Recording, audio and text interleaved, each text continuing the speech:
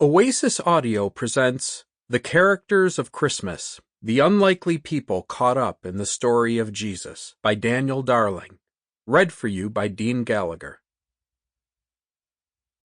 Introduction. Jesus, the grandest story of all. An old man takes a worn hardcover book off the shelf.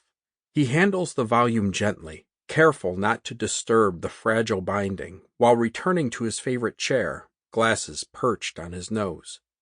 As he slowly turns the yellowed pages, his eyes rest on the grandchildren who lean in with anticipation. Behind them a fire crackles in the hearth.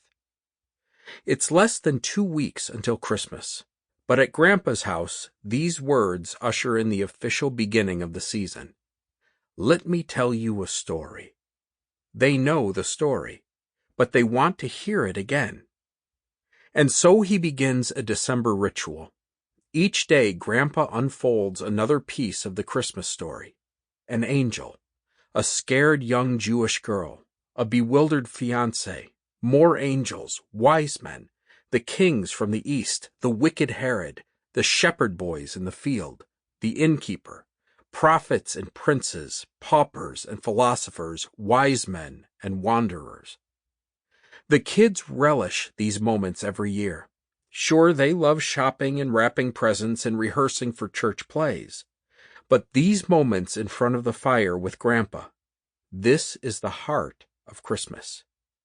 Does this rekindle any holiday memories for you? Or perhaps you have your own equally vivid recollections of childhood Christmases. For me, 3 pictures come flooding back every December. I think of my father reading every Christmas Eve out of Luke chapter 2. To this day, when I hear the King James Version, I can picture my dad in a recliner reading to us, his voice steady and sure. I also think of Christmas Eve at our church at 11 o'clock. Usually the snow would be gently falling in our Chicago suburb. We'd arrive in our best outfits, a suit and tie for me, and gather and sing Christmas carols. Our pastor would remind us in a short homily of why Jesus came. We'd light candles and sing Silent Night. There was something about this moment every year that evoked warmth and light and hope. Lastly, I think of that most commercial of holiday traditions gone by, the Sears Wish Book.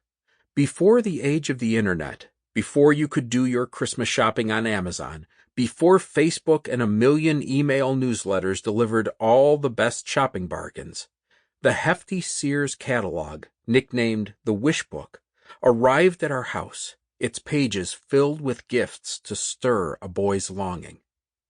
The arrival of this treasure was met by joy and followed by earnest searching, dog-earing of pages, and 1,000 subtle hints in hopes that my parents would finally, this year, place a rock tumbler under the tree. I know Christmas brings different memories for different people. For some, the music and the lights and the parties communicate a profound melancholy.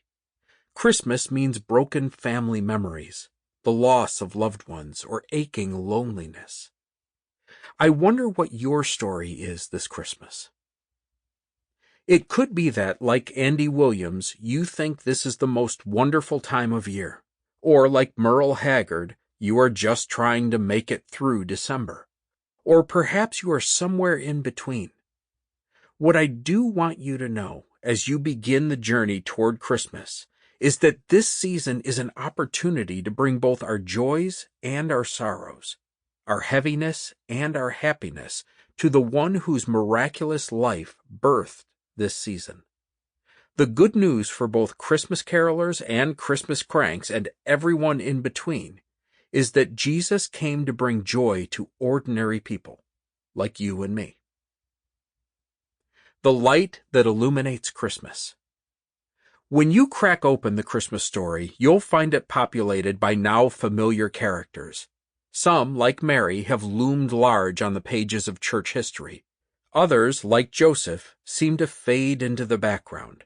And still others, like Simeon and Anna, are obscure figures, bit players whom the gospel writers insisted on including in their accounts.